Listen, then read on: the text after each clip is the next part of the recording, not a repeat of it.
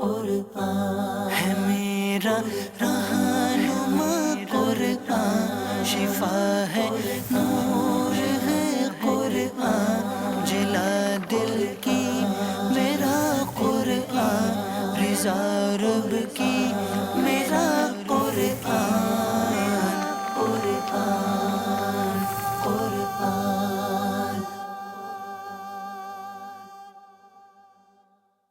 الحمدللہ رب العالمین والصلاة والسلام علی سید المرسلین، اما بعد فاعوذ باللہ من الشیطان الرجیم، بسم اللہ الرحمن الرحیم۔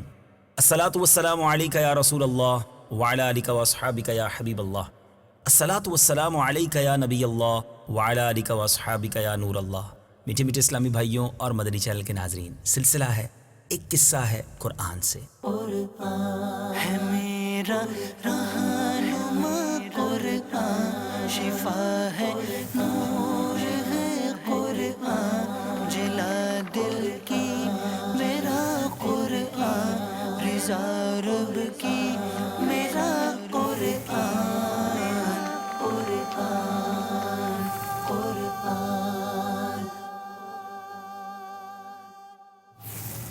آج کون سا قصہ سننا ہے، آج کون سا واقعہ سننا ہے؟ آج جو واقعہ سننے جا رہے ہیں بڑا ہی امیزنگ، بڑا ہی حیرت انگیز واقعہ ہے۔ جی ہاں، اور بلکہ ایک اور عجیب بات یہ ہے کہ ہزاروں سال گزرنے کے بعد بھی اس واقعے کی نشانی آج بھی آپ دیکھ سکتے ہیں۔ جی ہاں، یہ کیسے ممکن ہے، انشاءاللہ وہ بھی آپ کو بتائیں گے۔ آج کون سا واقعہ ہے؟ بات ہوگی اصحاب کہف کی۔ جی ہاں، غار والے ساتھیوں کی بات ہوگی۔ اصحاب کہف کون تھے؟ کتنا عرصہ اس غار میں سوئے؟ کیوں سوئے؟ اور جب جاگے تو پھر دنیا کا منظر ان کی آنکھوں کے سامنے کیا تھا؟ بڑی نرالی باتیں ہیں، اللہ کی ایک ایسی نشانی ہے، رب کی قدرت کا ایک ایسا نظارہ ہے کہ جب بھی پڑھے ایمان تازہ ہو جاتا ہے۔ اب یہ واقعہ کیا تھا؟ قرآنی واقعہ ہے، آئیے اچھی اچھی نیتوں کے ساتھ شامل ہو جائیے۔ حضرت عیسیٰ علیہ نبینا علیہ الصلوۃ والسلام کے آسمان پر اٹھائے جانے کے بعد لوگ بت پرستی کرنے لگے اور دوسروں کو بھی بت پرستی پر مجبور کرنے لگے۔ خصوصاً ان کا بادشاہ، ان کا ایک بادشاہ دقیانوس تو اس قدر ظالم تھا کہ جو شخص بت پرستی سے انکار کرتا تھا یہ اس کو قتل کر ڈالتا تھا۔ اصحاب کہف شہر اسوس کے شرفا تھے جو بادشاہ کے معزز درباری بھی تھے، مگر یہ لوگ صاحب ایمان تھے اور بت پرستی سے بیزار تھے۔ دقیانوس کے ظلم و جبر سے پریشان ہو کر یہ لوگ اپنا ایمان بچانے کے لیے اس کے دربار سے بھاگ نکلے اور قریب کے پہاڑ میں ایک غار کے اندر پناہ گزین ہوئے اور سو گئے۔ تو 300 برس سے زیادہ عرصے تک اسی حال میں سوتے رہ گئے۔ دقیانوس نے جب ان لوگوں کو تلاش کرایا اور اس کو معلوم ہوا کہ یہ لوگ غار کے اندر ہیں تو وہ بے حد ناراض ہوا اور فرط غیظ و غضب میں اس نے یہ حکم دے دیا کہ غار کو ایک سنگین دیوار اٹھا کر بند کر دیا جائے تاکہ یہ لوگ اسی میں رہ کر مر جائیں اور وہی غار ان لوگوں کی قبر بن جائے۔ مگر دقیانوس نے جس شخص کے سپرد یہ کام کیا تھا وہ بہت ہی نیک دل اور صاحب ایمان آدمی تھا۔ اس نے اصحاب کہف کے نام اور ان کی تعداد اور ان کا یہ پورا واقعہ ایک تختی پر لکھوا کر تانبے کے صندوق کے اندر رکھ کر دیوار کی بنیاد میں رکھ دیا اور اس طرح ایک تختی شاہی خزانے میں بھی محفوظ کرا دی۔ کچھ دنوں کے بعد دقیانوس بادشاہ مر گیا اور سلطنتیں بدلتی رہیں۔ وقت گزرتا گیا یہاں تک کہ ایک نیک دل اور انصاف پرور بادشاہ جس کا نام بیدروس تھا تخت نشین ہوا، جس نے 68 سال تک بہت شان و شوکت کے ساتھ حکومت کی۔ اس کے دور میں اب ایک نیا فتنہ اٹھا، مذہبی فرقہ بندی شروع ہو گئی اور بعض لوگ مرنے کے بعد اٹھنے اور قیامت کا انکار کرنے لگے۔ قوم کا یہ حال دیکھ کر بادشاہ نے اللہ عز و جل کی بارگاہ میں نہایت غمگین انداز میں گریہ وزاری کرتے ہوئے بے قراری کے ساتھ دعا مانگی کہ یا اللہ عز و جل کوئی ایسی نشانی ظاہر فرما دے تاکہ لوگوں کو مرنے کے بعد زندہ ہو کر اٹھنے اور قیامت کا یقین ہو جائے۔ بادشاہ کی یہ دعا مقبول ہو گئی اور اچانک بکریوں کے ایک چرواہا جو بکریاں چراتے ہیں اس نے اپنی بکریوں کو ٹھہرانے کے لیے اسی غار کو منتخب کیا اور اس دیوار کو گرا دیا۔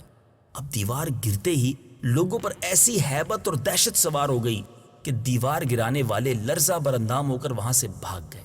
اب اصحاب کہف جو اس غار میں سو رہے تھے، مدنی چل کے ناظرین آپ جاننا چاہیں گے کہ کتنا عرصہ سوئے تھے۔ بادشاہتیں تبدیل ہو گئیں، سلطنتیں تبدیل ہو گئیں، بادشاہ نیا آ گیا۔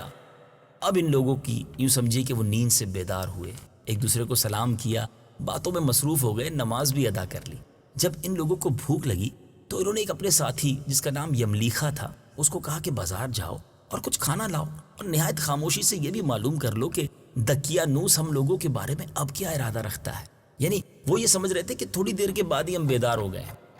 یملیخا غار سے باہر نکل کر بازار گئے اور یہ دیکھ کر حیران ہو گئے کہ بازار میں شہر میں ہر طرف اسلام کا چرچا ہے. یعنی ہم تو جب تھوڑی دیر پہلے غار میں گئے تھے تو بت پرستی کا دور تھا، مگر اب تو لوگ حضرت عیسیٰ علیہ السلام کا کلمہ پڑھ رہے ہیں. یملیخا نے جب یہ دیکھا تو محو حیرت ہو کر کہا کہ الہی یہ کیا ماجرا ہے کہ اس شہر میں تو اسلام کا نام لینا بھی جرم تھا، آج یہ انقلاب کیسے ہو گیا. پھر ایک نان بائی کی دکان پر کھانا لینے گئے اور دقیانوسی زمانے کا روپیہ دکاندار کو دیا. اب یاد رہے کہ اگر 100 years ago یعنی کئی 100 سال پہلے کا کوئی کرنسی لے کر کسی کی دکان پر جائے تو وہ تو حیران ہونا ہی تھا. تو اس سکے کا چال چلن تو بند ہو چکا تھا، اس سکے کو دیکھنے والا بھی کوئی باقی نہ رہا تھا. تو دکاندار کو شبہ ہوا کہ اس شخص کے ہاتھ میں کوئی خزانہ لگ گیا ہے. چنانچہ دکاندار نے ان کو حکام کے سپرد کر دیا، گرفتار کروا دیا، اور حکام نے ان سے خزانے کے بارے میں پوچھ گچھ شروع کر دی کہ بتاؤ خزانہ کہاں ہے. یملیخا نے کہا کہ خزانہ تو کوئی نہیں ہے، یہ تو ہمارا ہی روپیہ ہے. حکام نے کہا کہ برسوں گزر گئے ہیں، اس سکے کا چلن ہی بند ہو گیا ہے. تو اب وہ یملیخا کہتے ہیں اچھا یہ بتاؤ کہ دقیانوس بادشاہ کا کیا حال ہے. تو حکام نے کہا کہ آج روئے زمین پر اس نام کا کوئی بادشاہ نہیں. ہاں سینکڑوں برس گزرے اس نام کا ایک بے ایمان بادشاہ گزرا تھا جو بت پرست تھا. یملیخا نے کہا کہ ابھی کل ہی تو ہم لوگ اس کے خوف سے اپنے ایمان اور جان کو بچا کر بھاگے تھے. میرے ساتھی بھی یہاں قریب ایک غار میں موجود ہیں، تم لوگ میرے ساتھ چلو، میں تم لوگوں کو ان سے ملا دوں. چنانچہ حکام اور عمائدین یعنی شہر کے جو شرفا تھے وہ کثیر تعداد میں اس غار کے پاس پہنچے. اچھا وہاں اصحاب کہف جو ہے وہ یملیخا کے انتظار میں تھے کہ وہ کھانا لے کر آئیں گے. لیکن جب ان کی واپسی میں دیر ہو گئی تو لوگوں نے خیال کیا کہ شاید یملیخا گرفتار ہو گئے ہیں. اور جب غار کے منہ پر بہت سے آدمیوں کا شور و غوغا ان لوگوں نے سنا تو سمجھ بیٹھے کہ غالباً دقیانوس کی فوج ہماری گرفتاری کے لیے آن پہنچی. تو یہ لوگ نہایت اخلاص کے ساتھ ذکر الہی اور توبہ و استغفار میں مشغول ہو گئے. اب حکام نے غار پر پہنچ کر تانبے کا وہ صندوق بھی برآمد کر لیا. اس کے اندر سے جب تختی نکالی تو اس تختی پر اصحاب کہف کا نام لکھا تھا، اور یہ بھی تحریر تھا کہ یہ مومنوں کی جماعت اپنے دین کی حفاظت کے لیے دقیانوس بادشاہ کے خوف سے اس غار میں پناہ گزین ہوئی ہے. تو دقیانوس نے خبر پا کر ایک دیوار سے ان لوگوں کو غار میں بند کر دیا ہے. ہم یہ حال اس لیے لکھتے ہیں کہ جب بھی یہ غار کھلے تو لوگ اصحاب کہف کے حال پر مطلع ہو جائیں. حکام جو تھے وہ تختی کی عبارت پڑھ کر حیران رہ گئے، اور ان لوگوں نے اپنے بادشاہ بیدروس کو اس واقعے کی اطلاع دی. اللہ غنی. فوراً ہی بیدروس بادشاہ اپنے امراء اور عمائدین شہر کو لے کر غار کے پاس پہنچا. تو اصحاب کہف نے غار سے نکل کر بادشاہ سے معانقہ کیا اور اپنی ساری داستان بیان کی. بیدروس بادشاہ سجدے میں گر کر اللہ عز و جل کا شکر ادا کرنے لگا کہ میری دعا قبول ہو گئی، اور اللہ تعالیٰ نے ایسی نشانی ظاہر کر دی جس سے موت کے بعد زندہ ہو کر اٹھنے کا ہر شخص کو یقین ہو گیا. اصحاب کہف بادشاہ کو دعائیں دینے لگے کہ اللہ تعالیٰ تیری بادشاہی کی حفاظت فرمائے، اب ہم تمہیں اللہ کے سپرد کرتے ہیں. پھر اصحاب کہف نے السلام علیکم کہا اور غار کے اندر چلے گئے اور سو گئے، اور اسی حالت میں اللہ تعالیٰ نے ان لوگوں کو وفات دے دی. بادشاہ بیدروس نے سال کی لکڑی کا صندوق بنا کر اصحاب کہف کی مقدس لاشوں کو اس میں رکھوا دیا، اور اللہ تعالیٰ نے اصحاب کہف کا ایسا روب لوگوں کے دلوں میں پیدا کر دیا کہ کسی کی یہ مجال نہیں کہ غار کے منہ تک جا سکے. اس طرح اصحاب کہف کی لاشوں کی حفاظت کا اللہ تعالیٰ نے سامان کر دیا. پھر بیدروس بادشاہ نے غار کے منہ پر ایک مسجد بنوا دی اور سالانہ ایک دن مقرر کر دیا کہ تمام شہر والے اس دن عید کی طرح زیارت کے لیے آیا کریں. میٹھے میٹھے اسلامی بھائیوں، اصحاب کہف کتنے؟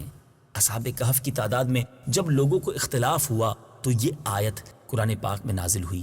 آئیے تلاوت قرآن سنتے ہیں. قل ربی اعلم بعدتهم ما يعلمهم الا قلیل. ترجمہ، تم فرماؤ میرا رب ان کی تعداد خوب جانتا ہے، انہیں بہت تھوڑے لوگ جانتے ہیں. حضرت عبداللہ ابن عباس رضی اللہ تعالیٰ عنہما نے فرمایا کہ میں انہی کم لوگوں میں سے ہوں جو اصحاب کہف کی تعداد کو جانتے ہیں. پھر آپ نے فرمایا کہ اصحاب کہف کی تعداد 7 ہے اور 8واں ان کا کتا ہے. قرآن مجید فرقان حمید میں اصحاب کہف کا یہ حیرت انگیز واقعہ کن الفاظ میں موجود ہے؟ آئیے تلاوت بھی سنتے ہیں، ترجمہ بھی سنتے ہیں. أم حسبت أن أصحاب الكهف والرقيم كانوا من آياتنا عجبا. ترجمہ: کیا تمہیں معلوم ہوا کہ پہاڑی، غار اور جنگل کے کنارے والے وہ ہماری نشانیوں میں سے ایک عجیب نشانی تھے؟ إذ أوى الفتية إلى الكهف فقالوا ربنا آتنا من لدنك رحمة وهيئ لنا من أمرنا رشدا. ترجمہ: جب ان نوجوانوں نے ایک غار میں پناہ لی پھر کہنے لگے، اے ہمارے رب، ہمیں اپنے پاس سے رحمت عطا فرما اور ہمارے لیے ہمارے معاملے میں ہدایت کے اسباب مہیا فرما. فضربنا على آذانهم في الكهف سنين عددا. ترجمہ: تو ہم نے اس غار میں ان کے کانوں پر گنتی کے کئی سال پردہ لگا رکھا. ثم بعثناهم لنعلم أي الحزبين أحصى لما لبثوا أمدا. ترجمہ: پھر ہم نے انہیں جگایا تاکہ دیکھیں کہ دو گروہوں میں سے کون ان کے ٹھہرنے کی مدت زیادہ درست بتاتا ہے. نحن نقص عليك نبأهم بالحق إنهم فتية آمنوا بربهم وزدناهم هدى. ترجمہ: ہم آپ کے سامنے ان کا ٹھیک ٹھیک حال بیان کرتے ہیں. بے شک وہ کچھ جوان تھے جو اپنے رب پر ایمان لائے اور ہم نے ان کی ہدایت میں اضافہ کر دیا. میٹھے میٹھے اسلامی بھائیوں، اصحاب کہف کے نام کیا تھے؟ ان کے ناموں میں بھی بہت اختلاف ہے.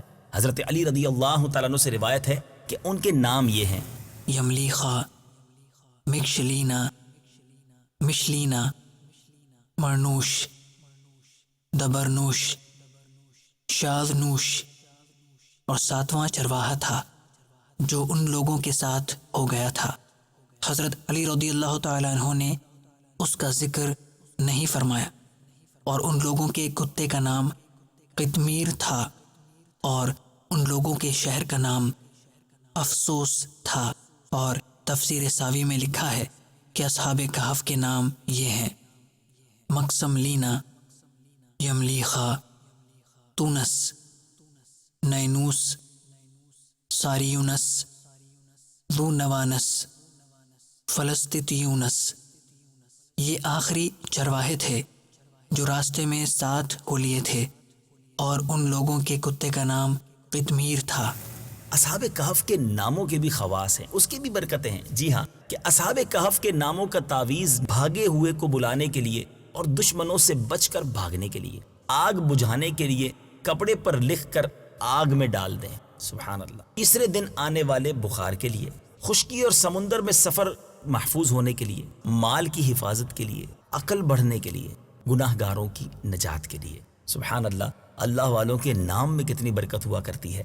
اب آئیے سنتے ہیں قرآن پاک ہی سے کہ یہ اصحاب کہف کتنے دنوں تک سوتے رہے. قرآن پاک کی آیت سنیے. وَلَبِثُوا فِي كَهْفِهِمْ 300 سِنِينَ وَازْدَادُوا 9. ترجمہ: اور وہ اپنے غار میں 300 سال ٹھہرے اور 9 سال زیادہ. جب یہ آیت نازل ہوئی تو کفار کہنے لگے کہ ہم 300 برس کے متعلق تو جانتے ہیں کہ اصحاب کہف اتنی مدت تک غار میں رہے، مگر ہم 9 برس کو نہیں جانتے. تو پیارے آقا علیہ الصلوۃ والسلام نے فرمایا، تم لوگ شمسی سال جوڑ رہے ہو. اور قرآن مجید نے قمری سال کے حساب سے مدت بیان کی ہے، اور شمسی سال کے ہر 100 برس میں 3 سال قمری بڑھ جاتے ہیں. میٹھے میٹھے اسلامی بھائیوں، عجیب و غریب واقعہ ہے نا. آپ نے سنا، اللہ کی شان ہے. اس واقعے سے ہمیں سیکھنے کو کیا ملا؟ آئیے کچھ مدنی پھول پیش کرتا ہوں کہ مرنے کے بعد زندہ ہو کر اٹھنا حق ہے، اور اصحاب کہف کا واقعہ اس کی نشانی اور دلیل ہے جو قرآن مجید میں موجود ہے. نمبر 2، جو اپنے دین و ایمان کی حفاظت کے لیے اپنا وطن چھوڑ کر ہجرت کرتا ہے، اللہ تعالیٰ غیب سے اس کی حفاظت کا ایسا سامان فرما دیتا ہے کہ کوئی اس کے بارے میں سوچ بھی نہیں سکتا. نمبر 3، اللہ والوں کے ناموں میں برکت اور نفع بخش تاثیرات ہوتی ہیں. نمبر 4، بیدروس ایک ایماندار اور نیک دل بادشاہ نے اصحاب کہف کے غار کی زیارت کے لیے سالانہ 1 دن مقرر کیا. اس سے معلوم ہوا کہ بزرگان دین کے عرس کا دستور بہت قدیم زمانے سے چلا آ رہا ہے. نمبر 5، بزرگوں کے مزاروں کے پاس مسجد تعمیر کرنا اور وہاں عبادت کرنا بھی بہت پرانا مبارک طریقہ ہے، کیونکہ بیدروس بادشاہ نے اصحاب کہف کے غار کے پاس ایک مسجد بنا دی تھی جس کا ذکر قرآن مجید کی سورہ کہف میں موجود ہے۔ میٹھے میٹھے اسلامی بھائیوں، قرآن مجید کی کیا بات ہے، کیسے پیارے، کیسے حیرت انگیز واقعات، اور پھر ان واقعات میں کتنے خوبصورت ہمارے لیے میسیجز ہیں۔ قرآن پڑھیے، قرآن کے نور سے اپنے دلوں کو منور کیجیے، قرآن پاک کو سمجھنے کی کوشش کیجیے۔ میٹھے میٹھے اسلامی بھائیوں، سلسلے کے اختتام پر اصحاب کہف کا غار آپ کو نہ دکھائیں؟ آئیے اصحاب کہف کا غار بھی دیکھیے، وہ جو مسجد جس کا ذکر قرآن میں موجود ہے، جو اصحاب کہف کے غار کے ساتھ ہی بنائی گئی تھی، اس مسجد کا بھی دیدار کیجیے اور اللہ کی قدرت کا نظارہ اپنی آنکھوں سے دیکھیے۔ اللہ والوں سے ہے جو وابستہ،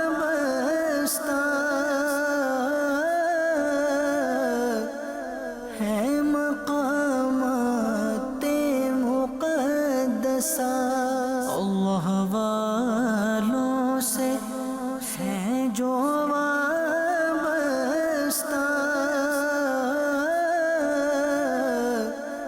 ہے مقامات مقدسہ۔ اللہ والوں سے ہے جو وابستہ،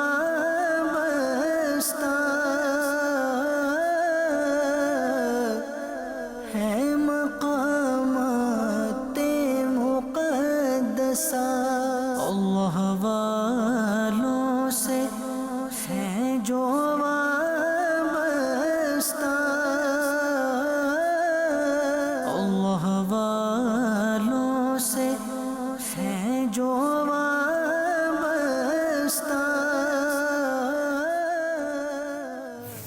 انشاءاللہ اگلے سلسلے میں ایک اور قصہ لے کر حاضر ہوں گے اور اس کے تحت اور پیارے پیارے مدنی پھول حاصل کریں گے۔ صلو علی الحبیب صلی اللہ تعالی علی محمد صلی اللہ علیہ وسلم۔ قرآن ہے میرا رہنما، قرآن شفا ہے، نور ہے قرآن، جلا دل کی میرا قرآن، رضا